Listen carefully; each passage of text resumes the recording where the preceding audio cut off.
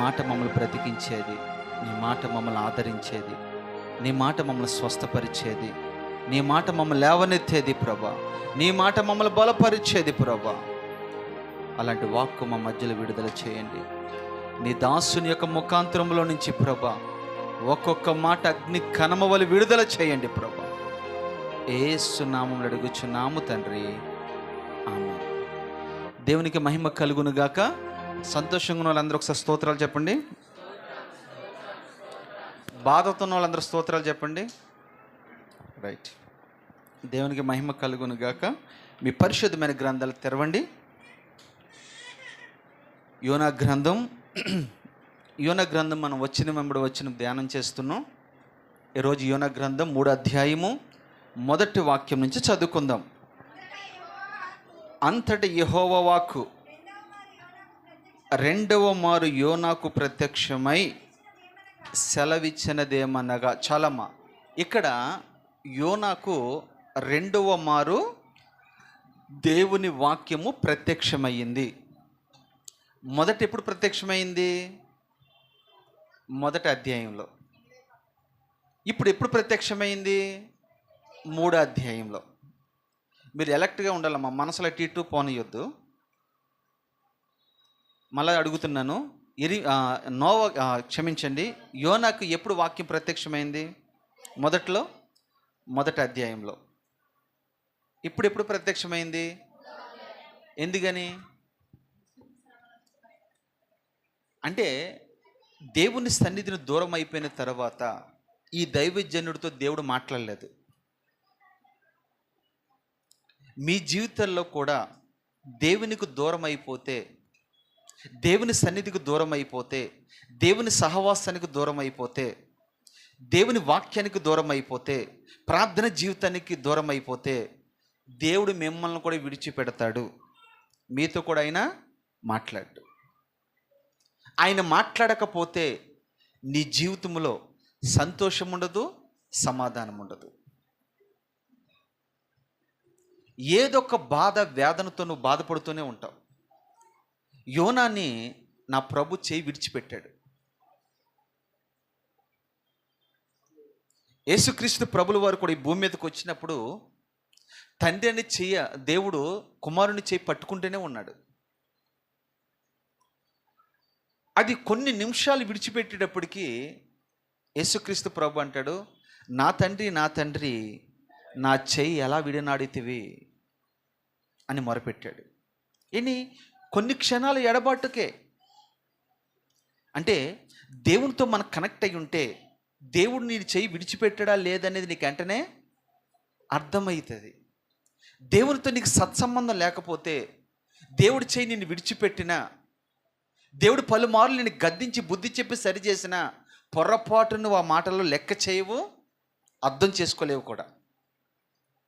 యోనాకు రెండో మారు ప్రత్యక్షమైంది వాక్యం అంటే అర్థం ఏంటంటే, మరొకసారి దేవుడు మళ్ళా జ్ఞాపకం చేసుకున్నాడు. ఎందుకని అని అంటే, యోనాతో మాట్లాడడానికి గల కారణం ఏంటంటే, యోనా దేవుని తట్టు త్రిప్పబడ్డాడు, మారు మనసుకు మళ్ళా పొందుకున్నాడు, పాప క్షమాపణ పొందుకున్నాడు, దేవుని వైపు చూశాడు, పశ్చాత్తాపడ్డాడు, ప్రార్థన చేశాడు, బుద్ధి తెచ్చుకున్నాడు. ఇప్పుడు మళ్ళా దేవుడు మాట్లాడుతున్నాడు. ఈ కార్యక్రమాలు మనలో ఎప్పుడైతే జరుగుతాయో దేవుడు మళ్ళా మనతో మాట్లాడడానికి ఇష్టపడతాడు. రెండవ మారు ప్రత్యక్షమై అంటే ఒక్కసారి ప్రత్యక్షమైంది వినకపోతే రెండవ మారు ప్రత్యక్షమవుతుంది.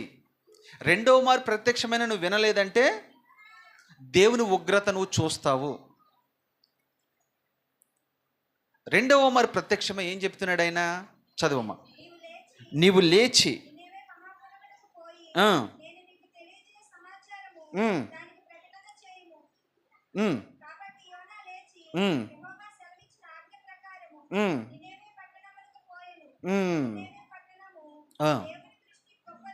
చాలు. ఇక్కడ చూడండి, రెండవ మారు ప్రత్యక్షమైన తర్వాత ఏమంటున్నాడంటే, నువ్వు లే. ఆ మాట మీరు జాగ్రత్త పట్టుకోండి. మొట్టమొదటి నువ్వు లేవాలి. ఏ స్థితిలో నువ్వు పడిపోయావో ఆ స్థితిలోంచి నువ్వు లేవాలి. లేచిన తర్వాతనే వెళ్ళమంటాడు, కానీ నువ్వు కూర్చున్న స్థలంలో దేవుడు నిన్ను ఎప్పుడు వాడుకోడు.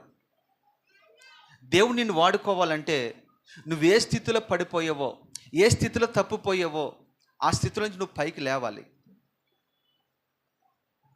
యెహెజ్కేలు గ్రంథం మీరు చదవండి ఇంటికి వెళ్ళిన తర్వాత.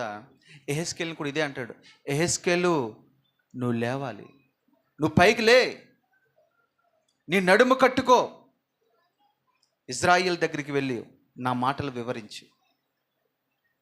యోనాను కూడా అదే అంటున్నాడు, నువ్వు లే, నువ్వు పడిపోయావు, నువ్వు జారిపోయావు, నువ్వు లేచి నినివే పట్టణానికి వెళ్ళు అని అంటాడు. దైవజనుడిని ఎప్పుడు కూడా సేవకుడు ఏమంటాడు తెలుసా? నశించిపోయిన ప్రజల దగ్గరికి వెళ్ళమని పంపిస్తూ ఉంటాడు. సమృద్ధి కలిగిన ప్రాంతానికి వెళ్ళమను, బాగా తెలుసుకున్న ప్రజల దగ్గరికి వెళ్ళమను ప్రభు ఎప్పుడు చెప్పడు. సేవకుడు పని ఏంటంటే నశించిపోయిన ప్రజల దగ్గరికి వెళ్ళి దేవుడు చెప్పమన్న మాటలే చెప్పాలి. నీ సొంత మాటలు చెప్పుకుంటే ఏమాత్రం ప్రయోజనమో ఉపయోగం లేదు. దేవుడు నిన్ను ఏది చెప్పమన్నాడో అదే చెప్పాలి, ఎక్కడికి వెళ్ళమన్నాడో అక్కడికి వెళ్ళాలి, ఏది చేయమన్నాడో అదే చేయాలి సేవకుడు. అప్పుడే ఆ సంఘము కానీ, ఆ కుటుంబము కానీ, ఆ పరిచర్య కానీ ఫలభరితంగా ఉంటుంది. ఇందుకు ఒక పాట పాడారు ఎవరో, నా ఆలోచన చెప్పున నేను చేస్తే నేను నష్టపోతున్నాను, నీ ఆలోచన మేరకు చేస్తే. ఒక పాట పాడారు కదా, ఏం పాడారు? కరుణగల యేసయ్య అని పాట పాడారు కదా. నా సొంత ఆలోచన నేను చేస్తే, నా సొంత నిర్ణయాలు నేను తీసుకుంటే నాకు నష్టమైను. ఇప్పుడు యోనా జీవితంలో అదే, సొంత ఆలోచన తీసుకున్నాడు, సొంత నిర్ణయాలు తీసుకున్నాడు, దేవుని సన్నిధిని విడిచిపెట్టి వెళ్ళిపోయాడు. తను నష్టపోతూ అనేక మందిని నష్టపరుస్తూ వచ్చాడు. ఇక్కడంటే నువ్వు లేచి నినివే పట్టణానికి వెళ్ళి అన్నాడు. వెళ్ళి ఏం చెప్పమన్నాడు అక్కడ? నేను చెప్పిన సమాచారమే నువ్వు అక్కడ చెప్పాలి. నీ సొంత మాటలు అక్కడ చెప్పకూడదు. ఈ రోజున ప్రజలకి ఏది ఇష్టమవుతుందంటే సొంత మాటలు ఎక్కువగా ఇష్టపడుతూ ఉన్నారు. సొంత మాటలు అంటే ఏంటి తెలుసా? మేము ఇది, మేము ఆ కులం నుంచి వచ్చాం, ఈ మతంలో నుంచి వచ్చాం, ఆ స్థితిలో నుంచి వచ్చాం, మా సాక్ష్యం ఇది, మా మాటలు ఇది అని పిట్టకథలు చెప్తారు చూసారా? దానికి ప్రజలు చక్కగా వింటూ ఉన్నారు. ఆ మాటల్ని కాసేపు నవ్వించవచ్చు, కవ్వించవచ్చు, సరదాగా ఉండొచ్చు, కానీ ఆ మాటల ద్వారా నువ్వు ఎప్పుడు కూడా ఆధ్యాత్మికంగా అభివృద్ధి పొందలేవు. వాక్యము ఉన్నట్టుగా ఏ సంఘంలో వినబడుతుందో ఆ సంఘానికి నువ్వు వెళితే నీకు దీవెనకరము, ఆశీర్వాదకరం. నినివే పట్టణం గొప్పది, అది దేవుని దృష్టికి గొప్పగా కనపడుతుందంట. ఎంత గొప్పదంటే 3 దినములంత ప్రయాణం అంతా పరిమాణము కలిగిన పట్టణం అది. అంతకుముందు వచనాలు చెప్పాను కదా మీకు. ఆ పట్టణంలో బహు వ్యాపారం జరిగేది, బహు ధనవంతులు ఉన్నారు. ఆ పట్టణం అంట, ఆ గోడలు అంటే ఆ ప్రాకారము 2 రథాలు ఒక్కసారి దాటుకుని వెళ్ళొచ్చంట, అంత వెడల్పు ఉంటాయంట. అంత మాత్రమే కాదు, ఇంచుమించుగా 100 అడుగులు ఎత్తుంటాయంట. అంటే ఏ శత్రువు మా మీదకి రాలేడు, మాకు మించినవాడు మరొకరు లేడు, మా పట్టణంకు మించిన మరొక పట్టణం లేదు, మాకు మించిన ధనవంతులు మరొకరు లేరని గర్విందులై వారు ఆ పట్టణం చుట్టూ ప్రాకారం రీతిగా ఉంటూ ఉండేదట. ఆ రోజుల్లో ఆ పట్టణం చాలా ప్రఖ్యాతిగాంచింది. ఆ ప్రజలందరూ కూడా దేవుని విసర్జించి నాశనం అయిపోతూ ఉన్నారు. నువ్వు ఆ పట్టణానికి వెళ్ళని చెప్పాడు. వెళ్ళి మనం మరి ఏమన్నాడు చదవండమ్మా.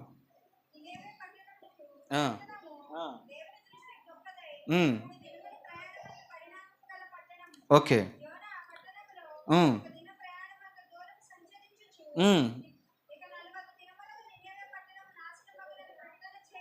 చాలు. ఇక్కడ చూడండి, దైవజనుడు వెళ్ళాడు, యోనా వెళ్ళాడు.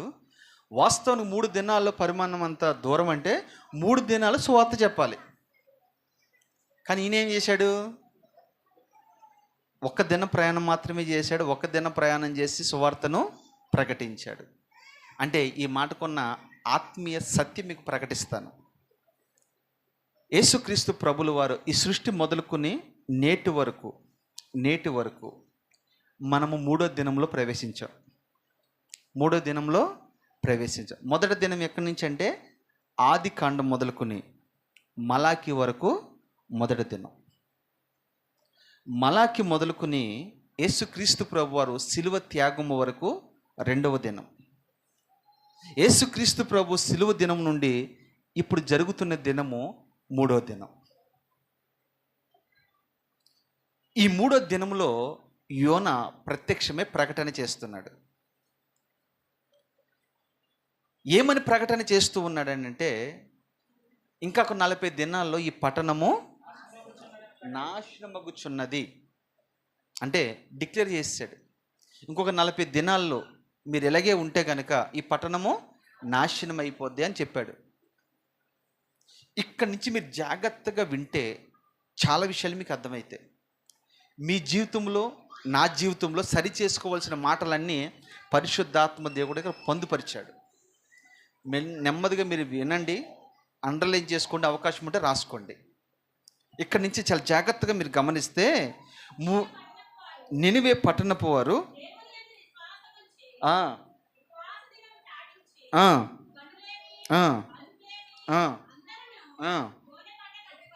చాలు. అసలు చెమట భయంకరంగా పడుతుంటే నాకు చాలా ఇరిటేషన్గా కూడా ఉంటుంది. నన్ను ఇది కొంచెం ఇటన్నా పెడితే బాగుండేది. అది సరే ఉంచండి, ఏం కదా. దయచేసి నెక్స్ట్ కల్లా ఇది ఉండకూడదు నన్ను. ఇది రైట్, చాలా నన్ను వదిలేసాను నాన్న. ఇప్పుడు మీరు గమనిస్తే నినివే పట్టణస్థులు బహు సంపన్నులు, బహు ధనవంతులు, బహు ఆస్తుపరులు, అన్ని విషయాల్లో కూడా గొప్ప వ్యక్తులు వాళ్ళు. కానీ వీళ్ళు వాస్తవానికి ధనవంతులకి ఏముండదంటే విశ్వాసం ఉండదు. ధనవంతులకి ఏముండదంటే భక్తి జీవితం ఉండదు. ధనవంతులకి ఏముండదంటే దేవుడు అంటే ఏమాత్రం కూడా వారు లెక్క చేయరు. కానీ నినివే పట్టణస్థుల గురించి మనం నిజంగా గమనిస్తే వాళ్ళ దగ్గర చాలా విషయాలు మనం నేర్చుకోవచ్చు. ఎందుకు నినివే పట్టణానికి దేవుడు వెళ్ళమన్నాడు అనేది నాకు ఈ గ్రంథం చదివిన తర్వాత అర్థమైంది. నినివే పట్టణానికి దేవుని ఉగ్రత రాబోతుందని దైవజనుడు ప్రకటించాడు. వెంటనే వీళ్ళు స్పందించారు, వెంటనే వీళ్ళు లోబడ్డారు, వెంటనే విధేయత చూపారు. కానీ దీనికి ముందు మీరు గమనిస్తే సొదొమ గొమొర్రాకు కూడా దేవుని ఉగ్రత వెళ్ళింది. అక్కడ కూడా వెళ్ళి దైవజనులు చెప్పారు. కానీ విన్నారా వాళ్ళు? విధేయత చూపారా? లేదు. మీరు ఈ పట్టణం విడిచిపెట్టి బయటికి రండి రండి రండి అని ఎన్నిసార్లు మొత్తుకున్నా వారు వినలేదు గనుక దేవుడు ఏం చేశాడు? తన ఉగ్రతను కుమ్మరిస్తే నినివే పట్టణం, క్షమించండి, సొదొమ గొమొర్రా పట్టణం ఏమైపోయింది? నాశనం అయిపోయింది. నేటి వరకు కూడా అక్కడ గడ్డి కూడా మొలవలేని పరిస్థితి అట. దేవుని ఉగ్రత అలాగ ఉంటుంది. రెండవది, నోవా కాలంలో మీరు గమనిస్తే నోవా వాడ సిద్ధపరిచిన తర్వాత వాడు సిద్ధపరుస్తూ అనేక మందికి సువార్తను ప్రకటించాడు. ఎవరైనా విన్నారా? వినలేదు. వీడి మాటలు మనం వినేది ఏంటి అనుకున్నారు. వీడు అలాగే చెప్పుకుంటూ పోతాళ్ళు అనుకున్నారు.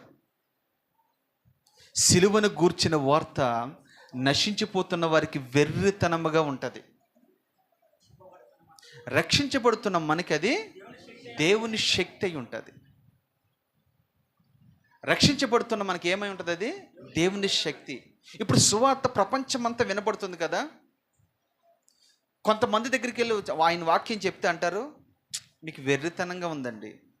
ఏం చెప్తారండి మీరు? నాకు అర్థం కాదు. దేవుడు అంటే ఏంటి? హేళన చేస్తారు, గేలి చేస్తారు, పరిహాసిస్తారు మనల్ని. అంత మాత్రమే, అవసరమైతే రాళ్లతో కొడతారు. ఇది వాస్తవమైన మాట.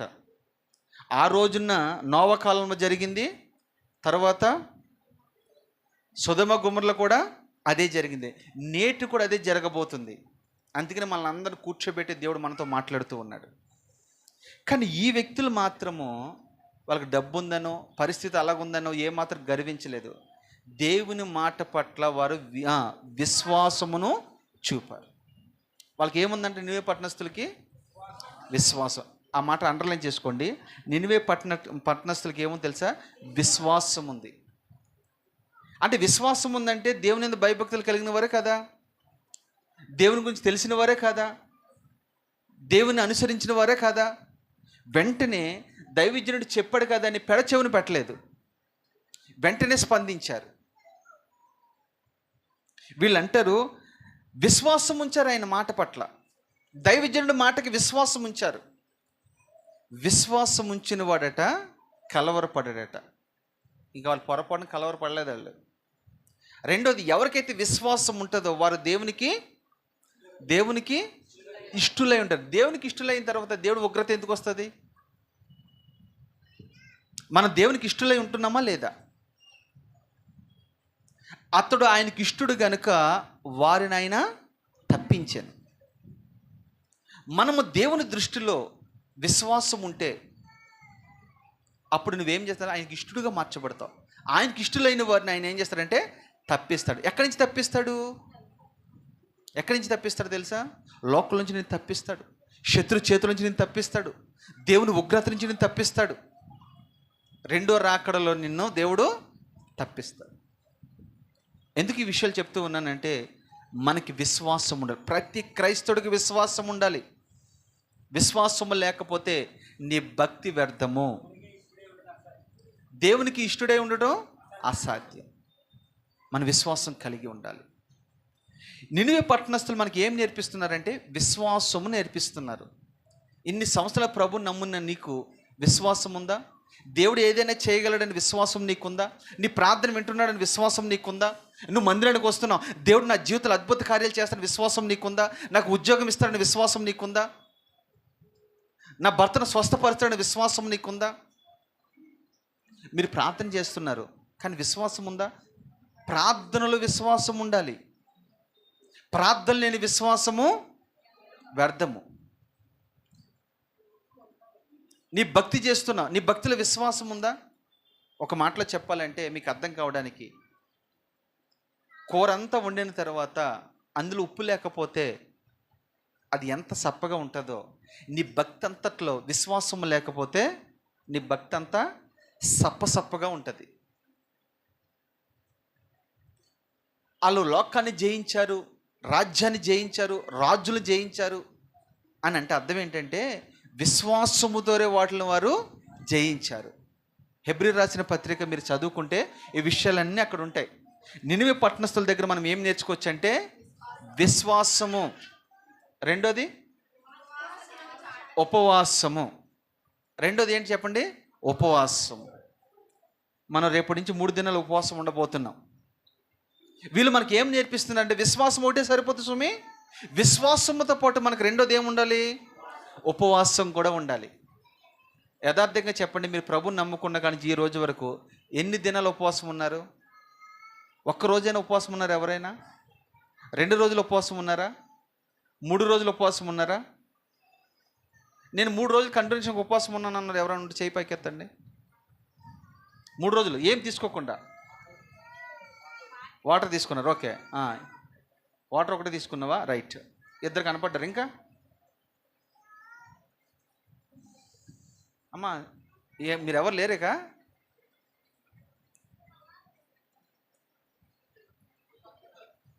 రోజు మొత్తం అదే ఉపవాసం. అంతేగాని ఉపవాసంలో పళ్ళు తినటం, ఉపవాసంలో ఇంకొక తినటం ఈ కాదు. ఉపవాసం అంటే అర్థం ఏంటి తెలుసా? చాలామంది ఉపవాసం ఉన్నప్పుడు, కొంత హైందవులు తెలియని వాళ్ళు పాపం ఉపవాసం ఉన్నప్పుడు పళ్ళు తింటారు. అది ఉపవాసం ఎందుకు కాదు? నీ భోజనం కంటే అది బలమైంది. జ్యూస్ తాగుతారు, నీ భోజనం కంటే బలమైంది అది. కొంతమంది గుడ్డు పాలు తీసుకుంటారు. మీరు ముస్లిమ్స్ కూడా గమనిస్తే వాళ్ళు కూడా ఉపవాసం ఉంటారు. వాళ్ళు ఏం చేస్తారు? డైరెక్ట్ ఏం తింటారు? వాళ్ళు డ్రై ఫ్రూట్స్ తింటారండి. డ్రై ఫ్రూట్స్ అన్నిటికంటే బలమైంది. ఆ ఉపవాసం కాదు. ఉపవాసం అనేది ఎలాగుంటుందో నేను మీకు చూపిస్తాను. వీళ్ళ దగ్గర మనకు రెండోది మనల్ని ఏం నేర్పిస్తున్నారంటే, సంగమా మీలో విశ్వాసం ఉండాలి, సంగమా మీలో ఉపవాసం ఉండాలి. ఉపవాసము, 2 విశ్వాసము. మూడోది ఏముంది వాళ్ళ దగ్గర? అయ్యి అది అమ్మ, వాక్యం మీకు దండం పెడతానమ్మా, వాక్యం సరిగ్గా చదవండి అమ్మా.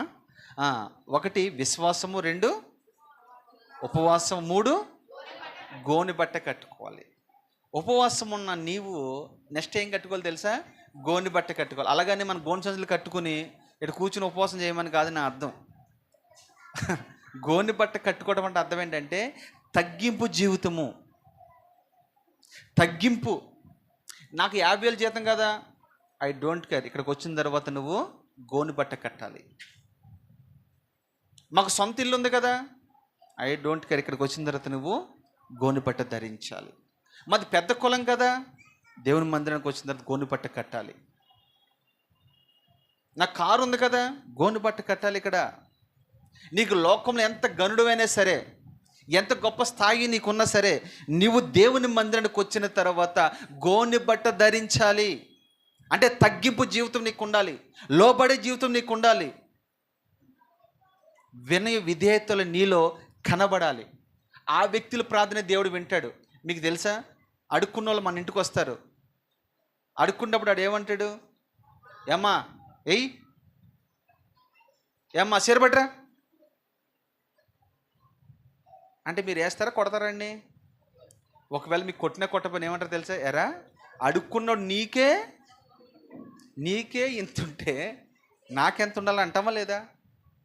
మరి దేవుని సన్నిధికి వచ్చినప్పుడు నువ్వు ప్రార్థన చేస్తున్నప్పుడు కొన్ని అంశాలు నువ్వు అడుగుతావు, కొన్ని అవసరాల కొరకు నువ్వు అడుగుతావు.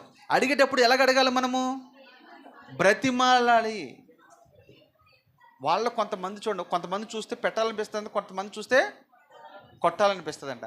కొంతమంది అడుగుతారండి, అసలు ఎంత కఠిన హృదయమైన, మన మామూలుగా కాకిలకి ఇలా ఎంగిలి మెతుకులు ఇలా అనం, కానీ అలాంటి వాళ్ళు అడిచినప్పుడు ఖచ్చితంగా మనం ఏదో ఒకటి చేయాలనిపిస్తుంది. వాళ్ళు ఎలాగడుగుతారు తెలుసా? ఆ భాష ఎలా ఉంటుందో తెలుసా? చాలా దీనంగా. యజమానుడు తట్టు భిక్షగాడు చూసినప్పుడట రోదన చేస్తూ అడుగుతూ ఉంటాడంట, విజ్ఞాపన చేస్తూ అడుగుతూ ఉంటాడంట, అంగలారుస్తూ అడుగుతూ ఉంటాడట. అప్పుడు ఖచ్చితంగా యజమానుడు ఇవ్వాలి, పెట్టాలని ఆలోచన కలిగి ఉంటాడు. మనం ప్రార్థన చేస్తున్నాం, ఉపవాసం ఉన్నాం, అయినా కానీ పొందుకోలేకపోతున్నాం. అంటే మనలో ఏముంది? గర్వం ఉంది మనలో, అహంకారం ఉంది మనలో, డాంబికం ఉంది మనలో. చాలామంది అనుకుంటారు, నేను ఎప్పటి నుంచో సీనియర్ని కదా. ఏంటి సీనియర్ అంత మాత్రాన తగ్గిపోద్దా? పాటలు పాడినంత మాత్రాన తగ్గింపొద్దా? నీకు పరిచర్య చేసినంత మాత్రం తగ్గింపొద్దా? పరిచర్యకి ఏదో కాస్త కోస్తో సహాయపడుతూ ఉన్నావు, అయినాక నీకు తగ్గింపొద్దా? నువ్వు ఇచ్చిన ఇవ్వకపోయినా దేవుని మందిరంలో గోని బట్ట కట్టుకునే మనకు ఉండాలి. 4వ అనుభవం ఏంటి తెలుసు? అక్కడ చదవండి నాన్న.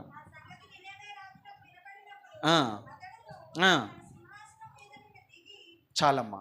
4వ అనుభవం ఏంటి తెలుసా? ఆ మాట విన్నప్పుడు సింహాసనమును దిగి. 5వది రాజవస్త్రములు తీసి. నేను ఒక్కొక్కటి ఎక్స్ప్లెయిన్ చేస్తానమ్మా, ఒక్కొక్కటి ఎక్స్ప్లెయిన్ చేస్తాను. 3 విన్నారు మీరు. 4వది ఇక్కడ ఏముందంటే సింహాసనము దిగి. సింహాసనం దిగాలి మనం. చాలామంది సింహాసనాల మీద కూర్చుంటారు. ఇక్కడ పేర్లు చెప్పను కానీ అమ్మ సింహాసనాల మీద కూర్చునే ఉంటారు. నేను ఆత్మలో గ్రహిస్తాను వాళ్ళని. మామూలు సింహాసనాలు కాదయ్యి, బంగారు సింహాసనాలుగా చేసుకుంటున్నారు వీళ్ళు. ఇక్కడ వేసుకుని దిగరు. ఇది ఎవరు గ్రహిస్తారు తెలుసా? ఒక దైవజనుడు ఆత్మలో గ్రహిస్తాడు. మనం ఎక్కడ కూర్చున్నామో ఆయనకి తెలుసు, ఎలా కూర్చుంటున్నామో తెలుసు. అలాగని కుర్చీలో కూర్చోద్దని నేను అనట్లేదమ్మా, వాళ్ళ గురించి కదా నేను అనేది. మనం కొన్ని సింహాసనం మీద కూర్చుంటాం, చాలా తప్పు అంటే తప్పది. దేవుని మందిరానికి వచ్చిన తర్వాత సింహాసనము దిగాలి. నేను అంటాను, సింహాసనం దిగిన వారు బైబిల్ ఎంతమంది ఉన్నారు? తెలిసిన వాళ్ళు చెప్పండి అమ్మా. దావీదు కాదు, అందరు దావీదు అంటారా? యేసుక్రీస్తు ప్రభు, ఓకే, ఆయన లాస్ట్ని చెప్తాను. కొంతమంది సింహాసనం దిగిన వారు చెప్తాను, నోట్ చేసుకోండి, లేకపోతే మైండ్లో ఫిక్స్ చేసుకోండి. అబ్రహాము, ధనవంతుడా కదా?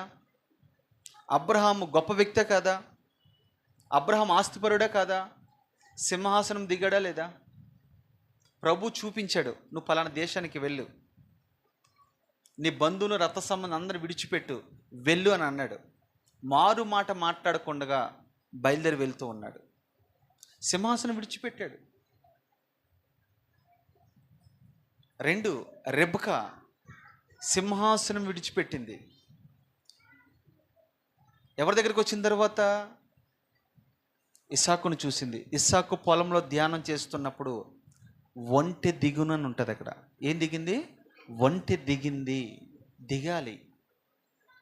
దిగిన వాడినే ఇస్సాకు వివాహం ఆడతాడు. మనమందరం రెబ్కాలం. రెబ్కా ఒంటి మీద రావాలి. చూసిన వెంటే ముసుగు వేసుకుని తన యజమాని చూసినప్పుడు ఒంటె దిగి సాష్టాంగ నమస్కారం చేసిందట. రెబ్కా మంచి ఆస్తిపరురాళ్లే, చక్క జ్ఞానం కలిగిందే, ఒంటెలకి నీళ్ళు పోసిందే, ప్రార్థన పరురాళ్లే, ఇంటికి తీసుకువెళ్ళింది, అన్ని కార్యక్రమాలు చేసింది. ఎవరి దగ్గర? ఎలియాజర్ దగ్గర. కానీ యజమానుడి దగ్గరకు వచ్చేసరికి, తన భర్త దగ్గరికి వచ్చేసరికి ఒంటె దిగింది. ఒంటె దిగాలి. 2 వ్యక్తుల గురించి చెప్పాను మీకు. 3వ వ్యక్తి జక్కయ్య. మేడు చెట్టు దిగాడు. జక్కయ్య ఆస్తిపరుడే, జక్కయ్య గొప్ప సంపన్నుడే, గొప్ప స్థితిగతులు కలిగిన వాడే. ఒక మాటలో చెప్పాలంటే ట్యాక్స్ కలెక్టర్ అయిన ఆయన కూడా ఒంటె దిగాడు. క్షమించండి, చెట్టు దిగాడు, మేడి చెట్టు దిగాడు. 4వది అపోస్తలుడైన పౌలు. ఆయనకున్న డిగ్రీస్ మామూలు కాదు. దిగాడు. దిగితే అంటాడు, నేనేమై ఉన్నానో అది దేవుని కృప వలన అయి ఉన్నాను. చక్కగా భాష మాట్లాడగలడు, విద్యావేత్త, గమలల పాదాల యొద్ద ధర్మశాస్త్రమును అభ్యసించినవాడు, అన్ని భాషల్లో గొప్ప పాండిత్యం కలిగినవాడు, గొప్ప ప్రార్థనపరుడు, సువార్థికుడు, పరిశుద్ధుడు, నీతిమంతుడు, ఎన్నో క్వాలిటీస్ ఆయనలో ఉన్నాయి. దిగాడు. మోషే సింహాసనం దిగాడు. నెక్స్ట్ రాజు మోషేనే. ఏమంటాడు తెలుసా? ఐగుప్తు ధనము కంటే క్రీస్తు విషయమై నింద గొప్ప భాగ్యమని ఎంచుకున్నాడు. వారితో శ్రమలు పడటం గొప్ప భాగ్యమని ఎంచుకున్నాడు. సింహాసనం దిగాడు. ఇంతమంది గురించి మీకు చెప్పాను కదా. దిగిన తర్వాత వారి జీవితం ఏదైనా ఆశీర్వాదం కలిగింది అంటారా? కలిగిందే, కలగలేదా? మోషే సింహాసనం విడిచిపెట్టాడు, రాజరికాన్ని విడిచిపెట్టాడు, ధనాన్ని విడిచిపెట్టాడు, సుఖభోగములన్నీ విడిచిపెట్టాడు. దేవుడు ఏమి ఇచ్చాడు మోషేకి? లక్షలాది మందిని, 30 లక్షల మందిని తన చేతికి అప్పగించి 30 లక్షల మందికి నాయకుడిగా మార్చాడు. అంత మాత్రమే కాదు, మోషే నా స్నేహితుడు, నా ఇల్లంతటిలో మోషే నమ్మకమైన వాడు. మీకు తెలుసా, రూపాంతర కొండ మీద మోషే ముఖాముఖిగా దేవునితో మాట్లాడిన వ్యక్తి అండి. మీకు తెలుసా, మోషే చనిపోయిన తర్వాత ఆయన సమాధి ఎక్కడుంది ఎవరికి తెలియదు నేటి వరకు. అయితే చరిత్ర చెప్తుంది, ఆయన చనిపోయిన తర్వాత 4 దేవదూతలు వచ్చి ఆయన మంచం దగ్గరుండి ఆయనకి పరిచర్య చేసి వాళ్ళ పైకి తీసుకువెళ్ళారు తన ఆత్మని. మోషే ఆత్మను పరలోకంలో ఆహ్వానించినప్పుడు దూతలందరూ కూడా నమస్కారం చేశారట. ఎంత భాగ్యం అండి. రెబ్కా ఒంటి దిగింది. ఏం కలిగిందో తెలుసా? ఇస్సాకును వివాహం ఆడింది. జక్కయ్య చెట్టు దిగాడు, ఇంటికి రక్షణ వచ్చింది. పౌలు సమస్తమును విడిచిపెట్టాడు, పరిశుద్ధుడైన పౌలుగా మార్చబడ్డాడు. యేసుక్రీస్తు ప్రభు సింహాసనం దిగాడు. పరలోకంలో ఒక సంఘటనలో యోహాను తన దర్శనం చూసి అంటాడు, ఈ గ్రంథాన్ని ఎవరు ఇప్పగలరు, ఈ 7 ముద్రలు ఎవరు ఇప్పగలరు అని అందరినీ అడుగుతున్నాడు. మా వల్ల కాదంటే మా వల్ల కాదు, మా వల్ల కాదంటే మా వల్ల కాదన్నారు. అయితే యోహాను బాధపడకు, ఒక ఆయన ఉన్నాడు, ఈ గ్రంథాన్ని ఇప్పే శక్తిమంతుడు ఒక ఆయన ఉన్నాడు. ఆయనే దేవుని గొర్రెపిల్ల, ఈ గొర్రెపిల్ల మాత్రమే విప్పగలను అని ఆయన మాత్రం ఆ 7 ముద్దలు విప్పాడు. దేవుని చిత్తమైతే ప్రకటన గ్రంథం గురించి చెప్పినప్పుడు ఈ విషయాలన్నీ మీకు వివరంగా చెప్తాను. అంటే నువ్వు ఎంత దిగితే అంతగా నువ్వు హెచ్చించబడతావు. ఎక్కడ హెచ్చించబడతావు తెలుసా? భూమి మీద హెచ్చించబడతావు. రెండోది పరలోకంలో కూడా నువ్వు హెచ్చించబడతావు. ఇక్కడ చూడండి, సింహాసనము దిగి దేవుని ఉగ్రత నుంచి వారు విడుదల పొందారు. నువ్వు సింహాసనం దిగావనుకోండి, దేవుని ఉగ్రత నుంచి కూడా నువ్వు విడుదల పొందుతావు. అంత మాత్రమే కాదు, దేవుని దయ నువ్వు పొందుకుంటావు. దేవుని దయ పొందాలంటే సింహాసనం దిగాలి. దేవుని ఉగ్రత నుంచి తప్పించబడాలంటే సింహాసనం దిగాలి. సింహాసనం దిగిన తర్వాత నెక్స్ట్ తన రాజవస్త్రములు తీసివేసి, రాజవస్త్రాలు తీసివేయాలి. తర్వాత ఇక్కడికి వచ్చిన తర్వాత ఏ వస్త్రాలు తీసివేయాలి? రాజవస్త్రాలు. అంటే రాజవస్త్రాలు దేనికి గుర్తు? అధికారానికి. రాజవస్త్రాలు దేనికి గుర్తు చెప్పండి? అధికారానికి, శాసించడానికి, ధనానికి, పేరుకు, ప్రఖ్యాతికి అది గుర్తుగా ఉంటూ ఉంది. దాన్ని మనం ఏం చేయాలంటే తీసివేయాలి. తీసివేసి ఇక్కడ మనం ఏం కట్టుకోవాలి? గోనె బట్ట కట్టుకోవాలి. చూడండి ఎన్ని మాటలు ఉన్నాయి ఇక్కడ. ఇదే రోజు వాక్యం సరిపోద్ది వాస్తవం చెప్పాలంటే. ఒకటి, నెంబర్ 1 మళ్ళీ గుర్తు చేయండి. ఒకటి, విశ్వాసం మనకు ఉండాలి, ఉపవాసం మనం ఉండాలి, గోనె బట్ట మనం కట్టుకోవాలి, సింహాసనము దిగాలి, రాజవస్త్రములు మనం తీసివేయాలి. అప్పుడు దేవుని ఉగ్రత నేను విడిచి దూరముగా వెళ్ళిపోవునుగాక. ఈ 5 అనుభవాలు నిజంగా నీకుంటే నువ్వు ధన్యుడివి. లేకపోతే నినివే పట్టణస్థులు మనకు నేర్పిస్తున్నారు, ఇవన్నీ మనం చేయుదుముగాక. అసలు గోనె బట్టలో ఉన్న ఆశ్చర్యం ఏంటి? గోనె బట్ట గురించి కొన్ని విషయాలు చెప్తాను చూడండి. క్షమించండి, ఏవేల్ గ్రంథం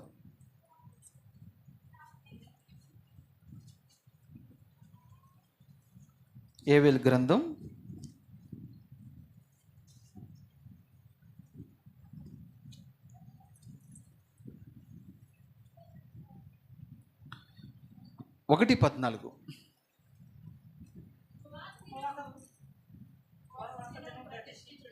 అమ్మా జాగ్రత్తగా వినండి, అండర్లైన్ చేసుకోండి.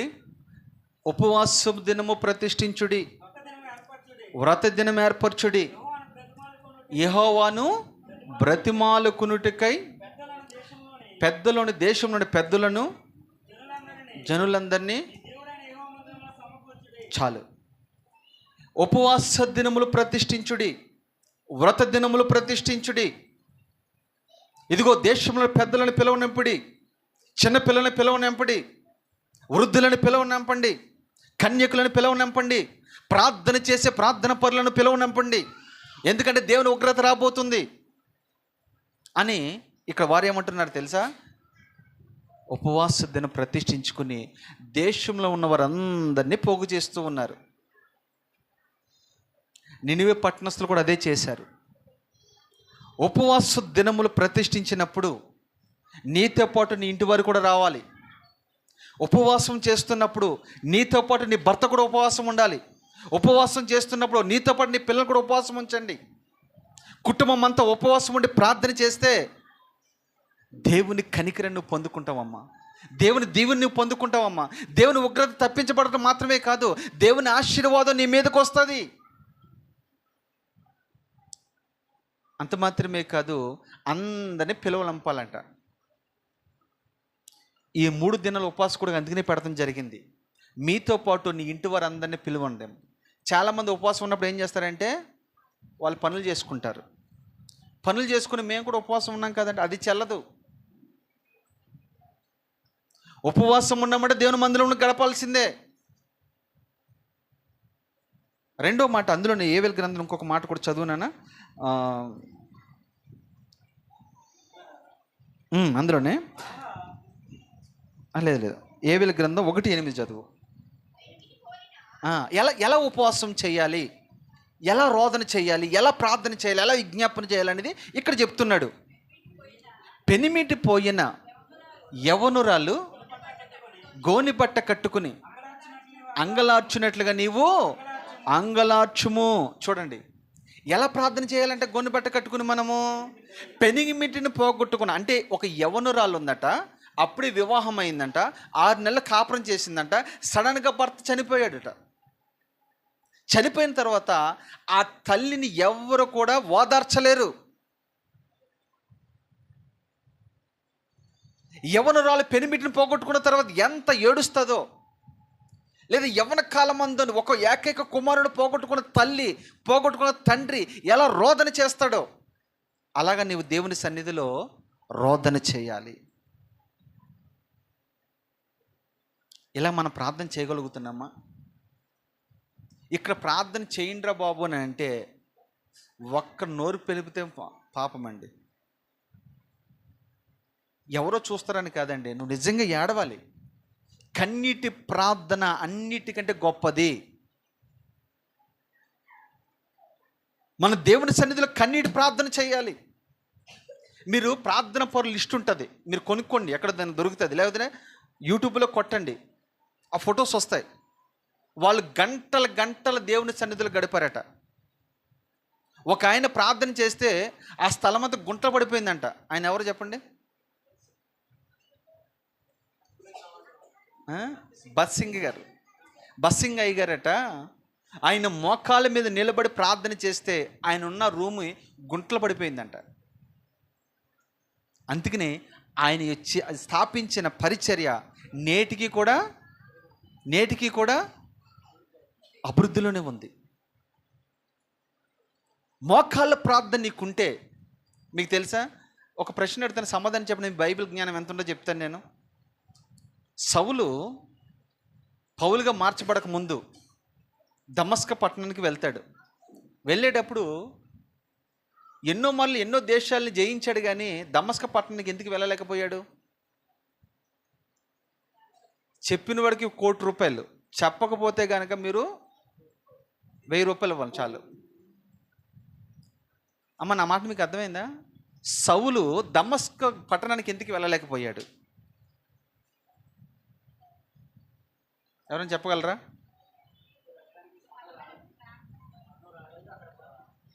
సమయం ఎందుకు రాలేదు? నా సమయం వచ్చింది. గుర్రం మీద వెళ్తున్నాడు కదా, ఆ ప్రాంతంలో దైవజనులు ఉన్నారు. ఓకే, కొంతవరకు నాకు కరెక్ట్ నేను చెప్పింది. అది కాదు, ఎందుకు వెళ్ళలేకపోయాడు? మీకు ఒక క్లూ ఇస్తాను, చెప్పండి.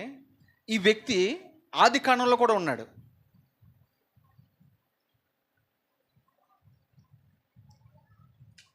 సరే వినండి, చెప్తా. ఎందుకు వెళ్ళలేకపోయాడు అని అంటే, ఆ పట్టణం వస్తుడు ఎవరనంటే ఎలియాజరు ప్రార్థన పరుడు కనుకనే ఆ పట్టణం మీదకి సౌలు వెళ్ళలేకపోయాడు.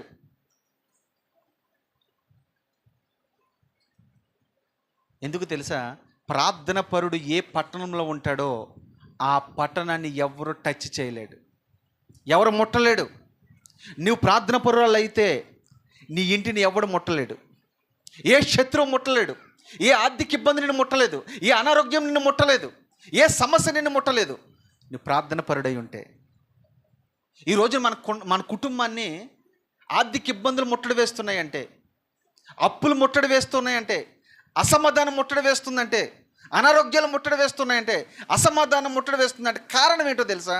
నీ ఇల్లు ప్రార్థన పరుడు ఇల్లుగా లేదు. ఎలియాజరు ఎప్పుడు ఆది కాండంలో ఉన్న ఎలియాజరు ప్రార్థన పరుడు అయితే ఇక్కడ సంబంధం ఏంటని అనుకుంటున్నారా? ఆ ఊరు వాడే ఈ ఎలియాజరు. చూసారా? అందుకనే సమూయేలుతో ఒక మాట అంటాడు. కీర్తనల గ్రంథం మీరు చదువుకుంటే నాయకత్వంలో మోషే ఉన్నాడంట, యాజకత్వంలో మన అహరోను ఉన్నాడంట, ప్రార్థన పరుల పట్టికలో మాత్రము సమూయేలు ఉన్నాడు. సమూయేలు మంచి ప్రార్థన పరుడు. అందుకనే సమూయేలు దగ్గరకు వచ్చి ఇజ్రాయేల్ ప్రజలు అంటారు, అయ్యా మా నిమిత్తమును ప్రార్థన చేయుట మానొద్దు, మా నిమిత్తను ప్రార్థన చేయటం మానవా?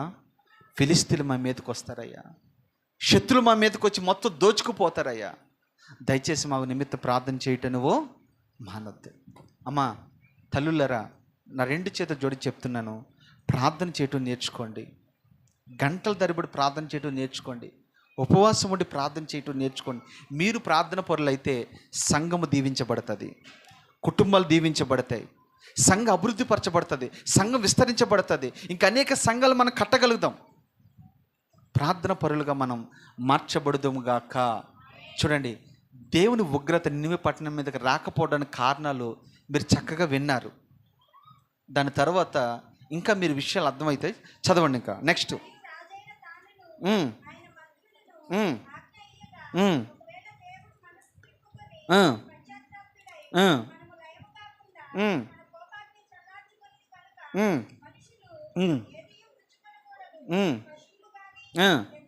ఎద్దులు కానీ, అమ్మ అండర్లైన్ చేసుకోండి అక్కడ, ఏమేమి పశువులు కానీ, ఎద్దులు కానీ, గొర్రెలు కానీ మేత మేయకూడదు, నీళ్లు త్రాగకూడదు.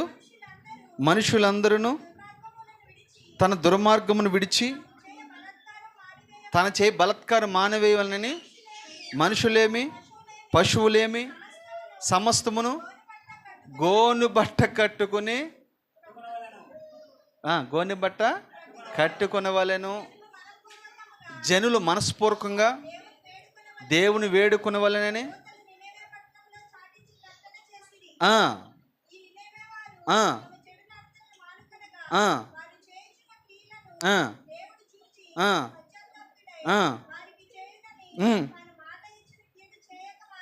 చాలమ్మా, నేను వివరిస్తాను. ఇంకా చూడండి, అద్భుతం ఏంటంటే ఇక్కడ ఒకటి, నినివే పట్టణం దగ్గరికి వెళ్ళి దైవజనుడు ప్రకటన చేశాడు. అక్కడ కొంతమంది దైవభక్తి కలిగిన వారు కొంతమంది ఉన్నారు, దేవుని బిడ్డలు కొంతమంది ఉన్నారు. వాళ్ళు వెంటనే స్పందించి వాళ్ళ గోని బట్ట కట్టుకొని బూడిదలో కూర్చుని ఉపవాసం చేస్తున్నారు. ఈ సమాచారము ఆ పట్టణంలో ఉన్న రాజుకు తెలిసింది. ఈ నోట ఆ నోట ఏం జరిగిందో తెలుసు. అయ్యా, ఒక దైవజనుడు వచ్చాడు, ఆయన పేరు యోనా అంట, నినివే పట్టణానికి వచ్చాడు. వచ్చి అక్కడ నినివే పట్టణం నాశనం అయిపోతే 40 దినాలని ప్రకటన చేశాడయ్యా.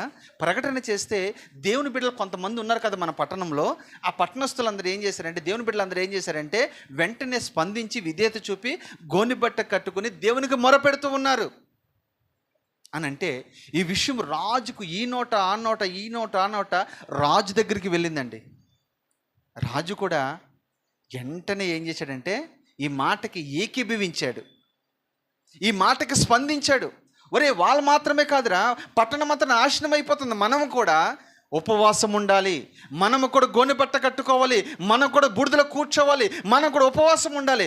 మీరు ఉపవాసం ఉంటే మాత్రమే కాదు, ఈ రాజ్య దర్గారంలో ఉన్న ప్రతి వారు కూడా ఉపవాసం ఉండాలి. మనం మాత్రమే కాదు, మన దేశస్తులందరూ ఉపవాసం ఉండాలి. మన దేశస్తులు మాత్రమే కాదు, మన దేశంలో ఉన్న పశువులు ఉపవాసం ఉండాలి, గొర్రెలు ఉపవాసం ఉండాలి, ఎద్దుల ఉపవాసం ఉండాలి, మేకల ఉపవాసం ఉండాలి. అంత మాత్రమే కాదు, పొరపాటున వాటికి మేత వేయకూడదు, మీరు పొరపాటున ఈ నీళ్ళు కూడా తాగకూడదు. అంత మాత్రమే కాదు, వాటిని కూడా గోని బట్టని కట్టమంటున్నాడు. ఏంటి, పశువు కూడా గోని బట్ట కట్టమంటున్నాడు. ఎవరు? రాజు చెప్తున్నాడు ఈ మాట. నాకు నిజంగా ఈ మాట విన్నప్పుడు చాలా ఆశ్చర్యం వేసిందండి. రాజు స్పందిస్తాడండి. ఒకవేళ ఇదే పరిస్థితి ఉన్న దైవజనుడు ఎవరైనా వెళ్ళి, ఇప్పుడు పరిపాలన చేస్తున్న ముఖ్యమంత్రులు ఉన్నారు కదా, అయ్యా దేవుని ఉగ్రత రాబోతుందయ్యా అని వాళ్ళ దగ్గరికి వెళ్ళి, బాబు మీరు ప్రార్థన చేయండి అని అంటే ఆడేమంటాడు? కానీ ఈ రాజును మనం మెచ్చుకోవచ్చండి. ఈ రాజుని బట్టి మనం చాలా విషయాలు నేర్చుకోవచ్చండి. రాజయుండి కూడా సింహాసనము దిగాడు, రాజయుండి కూడా దాసుడుగా మార్చబడ్డాడు, రాజయుండి కూడా ఆ దాసి యొక్క వస్త్రాలు ధరించుకున్నాడు.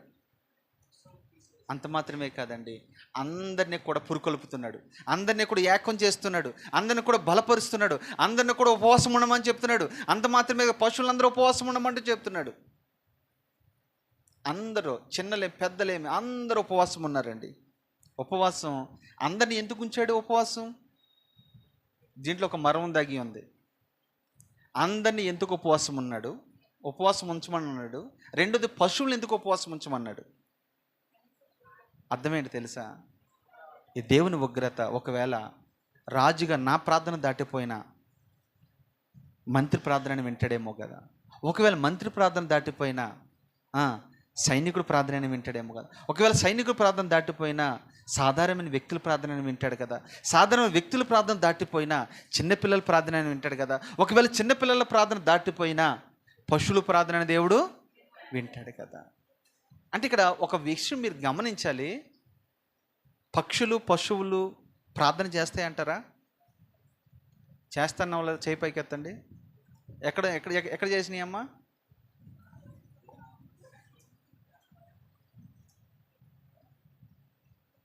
యోబు గ్రంథం మీరు చదివితే కొన్ని విషయాలు మీకు అర్థమవుతాయి.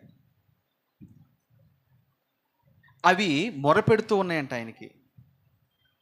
ప్రతిరోజు మొరపెడతాయంట. మనకులాగా అప్పుడప్పుడు కాదు. పక్షులు ప్రతిరోజు మొరపెడతాయి, జంతువులు ప్రతిరోజు మొరపెడతాయి. సింహం ఉందా? సింహం మనం అనుకుంటాం అది అడుగు రాజుగాడు ఏది పడితే తినేద్ది అనుకుంటాం మనం. లేదు లేదు, అది కూడా ప్రార్థన చేద్ది. సింహం ప్రార్థన చేద్దా లేదా? చేయదా? చేస్తుంది. ఎప్పుడు చేస్తుంది అది? ఎప్పుడు చేస్తుంది ప్రార్థన? రాత్రులు చేస్తుంది. సింహము రాత్రిలే ప్రార్థన చేస్తుంది, రాత్రిలే మొర పెడుతుంది, రాత్రే వేటాడుతుంది. పగలంతా ఏం చేస్తుంది? అది పడుకుంటుంది. పక్షులు చూడండి, ఆయన దయ కొరకు మేము ఎదురు చూస్తున్నామే అంటాయి. ఆయన గుప్పుల కొరకు మేము ఎదురు చూస్తున్నామంటాయి. అంటే పక్షులు కూడా మొరపెడతాయి. పక్షులు మాత్రమే కాదు, సృష్టిలో ఉన్న ప్రతి పదార్థము నా దేవునికి మొరపెడుతుంది. సూర్యుడు మొరపెడతాడు, చంద్రుడు మొరపెడతాడు, నక్షత్రాలు మొరపెడతాయి, కొండలు గుట్టలు సమస్తము మొరపెడతాయి. ఎందుకంటే ఆయన కృప లేనిదే ఈ భూమి మీద ఏ ఒక్కడు కూడా, ఏ ప్రాణి కూడా బ్రతకలేడు, బ్రతికి బట్ట కట్టలేడు. నినివే పట్టణస్థులు మనకు నేర్పిస్తున్న మరొక విషయం ఏంటి తెలుసా? రాజు సింహాసనము దిగి గోనె బట్ట కట్టుకుని ఉపవాసం ఉన్నాడు. అందరిని ఉపవాసం ఉండమని చెప్పాడు. ఇంత చేసిన తర్వాత దేవుడు కనికరం చూపుకొని ఉంటాడా? దేవుడు కన్నీటి ప్రార్థనే దాటిపోయేవాడు కాదు. విరిగి నలిగిన హృదయాన్ని ఆయన ఎప్పుడు దాటుకుని వెళ్ళిపోడు. ఎంత దుర్మార్గుడైనా విరిగి నలిగిన హృదయంతో మనం ప్రార్థన చేయగలిగితే దేవుడు ఖచ్చితంగా విడుదలిస్తాడు. చూడండి 10వ వచనం కూడా చదవండి, 3:10 చదవండి. ఈ నినివే వారు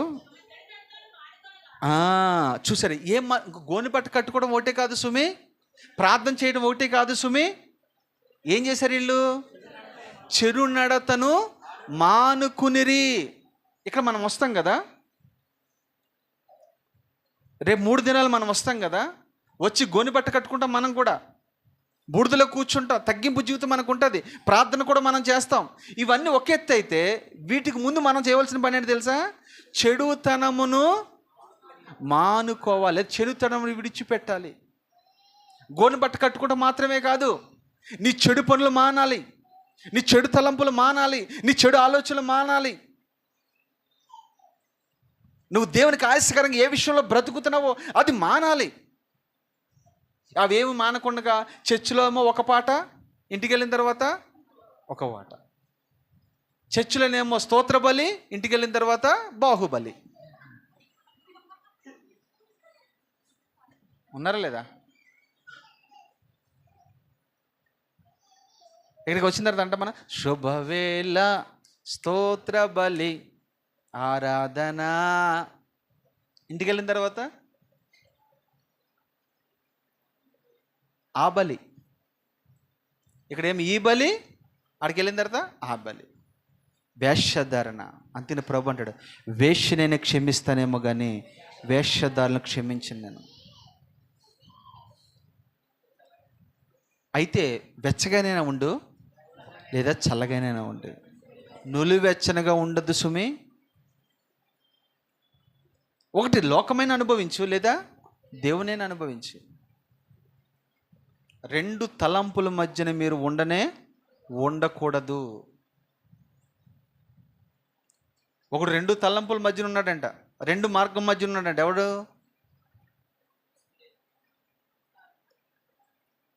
ఇషాకార్. ఒక మాట మీరు గుర్తుపెట్టుకోండి, రెండు తలంపుల మధ్యన ఆ, మార్గ మధ్యలో చాలామంది ఉంటారు. గోడ మీద పిల్లులు అంటే వాళ్ళు చాలామంది ఉంటారు. అవసరమైతే అటు లేకుంటే ఇటు అన్నట్టు. ఈ రాజు చూడండి, పూర్తిగా దేవునికి సరెండర్ అయిపోయాడు, దిగాడు పై కిందకి. ఇక్కడ మీరు ఉపవాసం ఉండి గోనెపట్ట కట్టుకోవడం ఒకటే కాదు సుమి, మీరు ఏం చేయమంటున్నాడు? మీ చెడుతనమును మానుకొనండి, చెడు తలంపులను మానుకోండి, చెడు ఆలోచన ఉద్దేశాలన్నీ మనం మానుకోవాలి. తర్వాత ఆ, ఆ, ఆ, చాలు.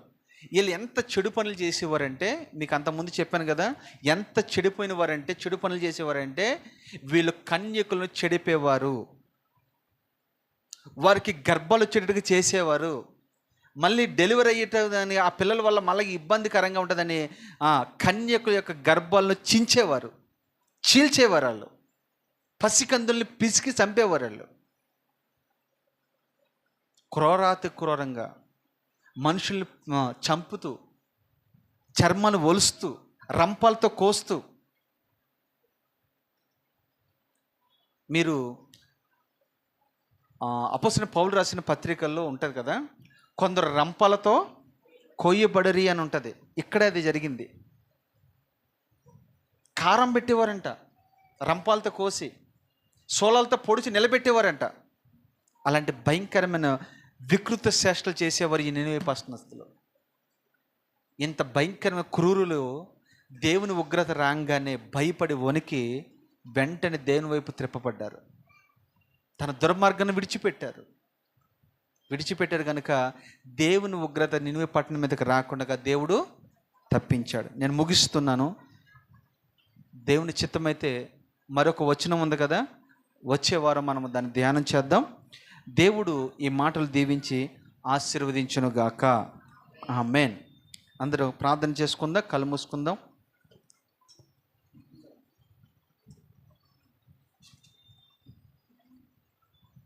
ఈరోజు ప్రభు బల ఆరాధన కనుక మనమందరము కూడా